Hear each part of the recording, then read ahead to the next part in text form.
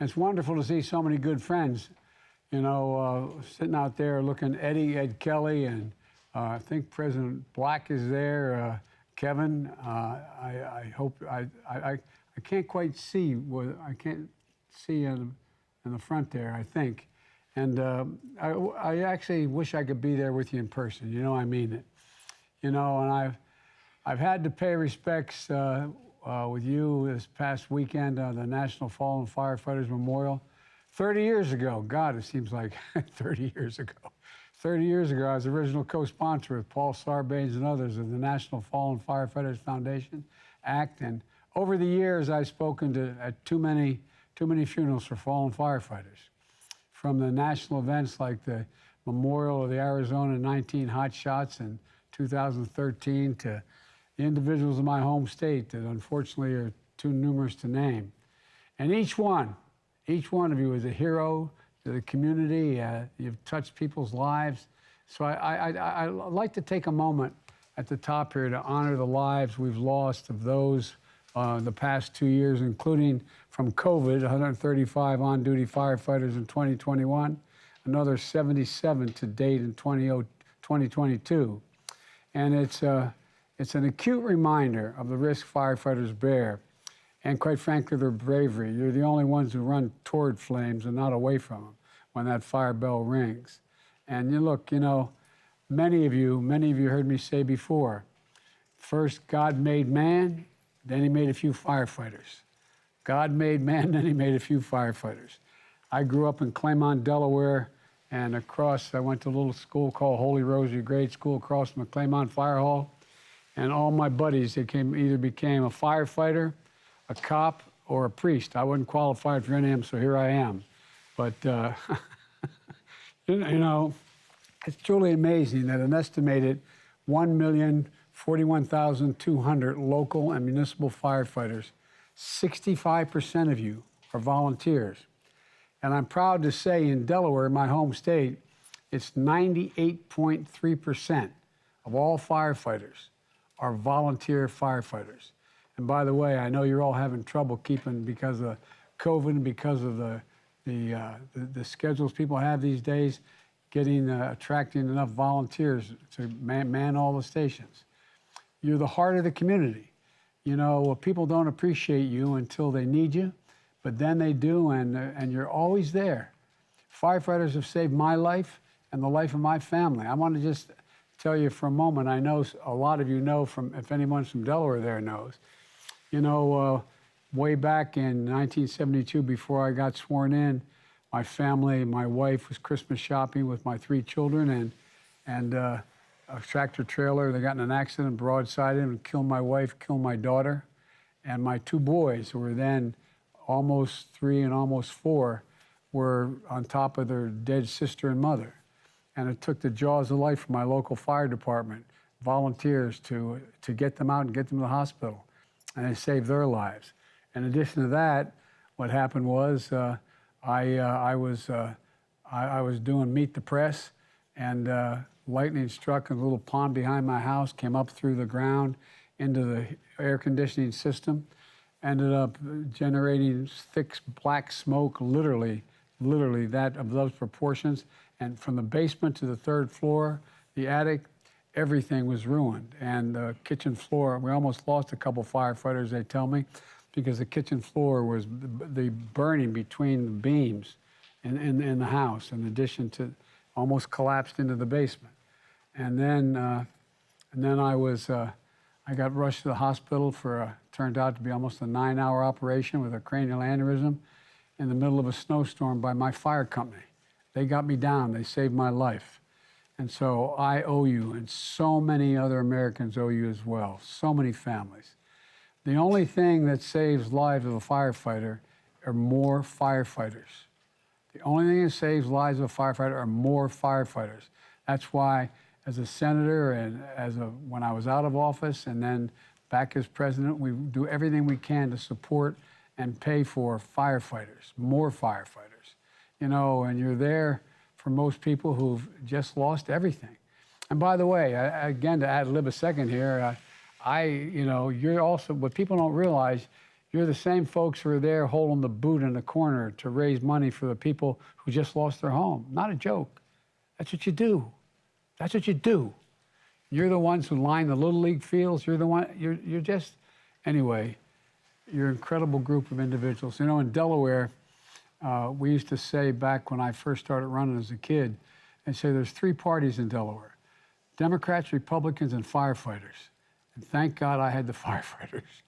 I just got off with the president of the Delaware Volunteer Fire Company, who said, "Joe, do you remember I was in your first campaign in 1972? Anyway, you're on the front lines for emergencies and disasters all across this great nation.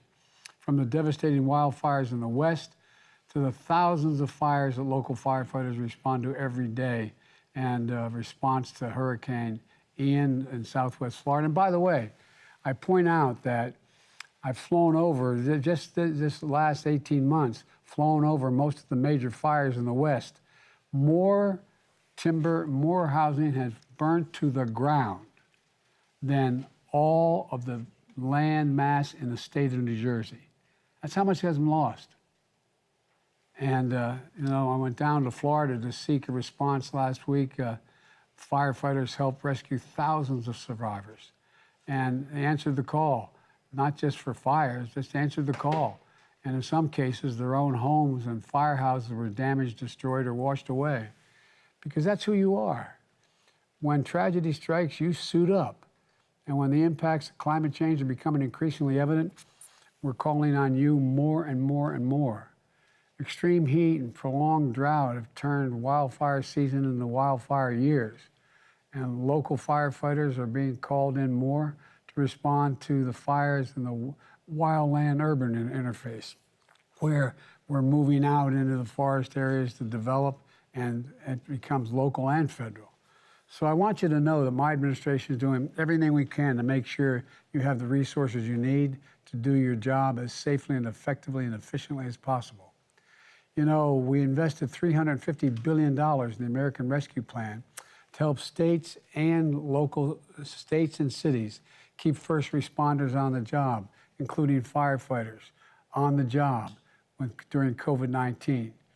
And between the American Rescue Plan and my 2023 budget request, we've increased federal firefighting grants by $320 million, which includes money to fund 1,200 more local firefighters in the field, hundreds more emergency response vehicles, and thousands of sets of turnout gear. A pioneer in research on issues including like cancer prevention. You know, it's close to my heart. Cancer is a leading killer of firefighters. Toxic substances you've been exposed to as part of your job are almost certainly connected to those cancer diagnoses. And we're going to do something about it. The Cancer Moonshot is bringing together every part of a government to cut cancer death rates in half and to end cancer as we know it, including by addressing environmental and toxic exposures to prevent cancer. We just passed national legislation to deal with the burn pits in Afghanistan and Iraq, and so many of our soldiers, we finally got it passed so that we can care for their families if they've lost their lives, or care for them, in fact, if they're going through this. We created a special claims unit at the Department of Labor to ensure that they are processing federal firefighters' cancer claims quickly. And we're also taking PFAS, the so-called forever chemicals that for years have been in your gear, your equipment, and the suppression agents that you depend on to do your job.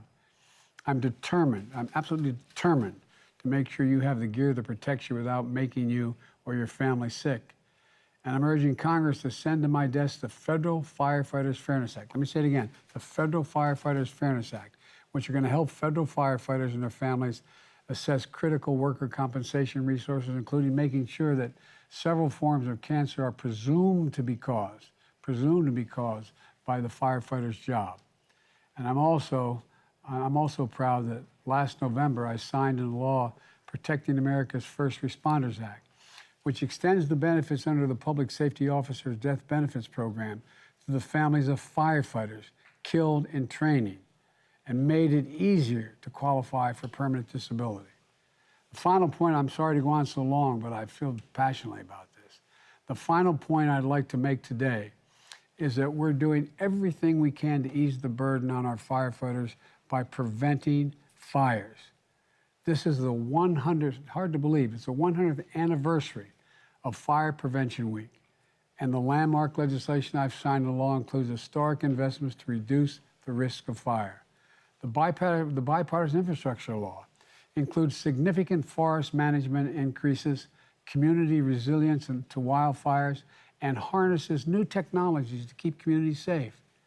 It's also repairing vital infrastructure that firefighters and other first responders rely on to quickly get to those in need. By the way, we're talking about all the bridges that are in tough shape. I was out in western Pennsylvania. There was a fire station, a bridge over a creek, and a school not far from there. They have to go, I think it was 7 miles. They couldn't go across the bridge because it wasn't strong enough to maintain and handle the fire truck. You know, the Inflation Reduction Act enables us to take unprecedented steps to confront climate crisis, which is going to protect forest health, reduce fire risk, and supercharge our clean energy future. We're also maximizing protections for people when fires do break out through a national initiative to help states, local, and tribal and territorial governments adapt and adopt the most up-to-date building codes that reflect the threats from climate change. We're using the Department of Defense satellite imagery to detect wildfires in their early stages, so firefighters have a better chance to suppress the fires early before they can impact on local communities. And we're working to help educate the public on basic fire safety, like preparing fire escape plans, testing smoke and carbon monoxide and alarms monthly, and replacing those alarms every 10 years. This is simple steps we can take to save lives. Look, on behalf of my own family and every American, I just want to close this saying again, thank you, thank you, thank you. Fires will always be a fact of human life.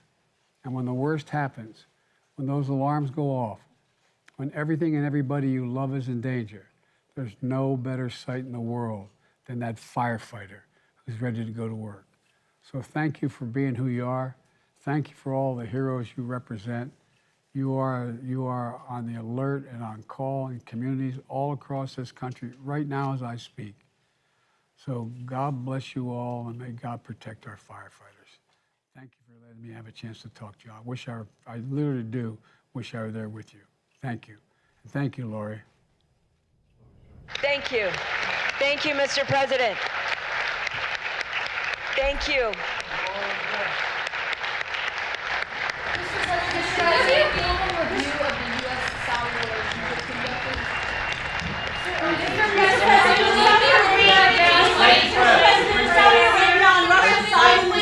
You now see that this is a historic event.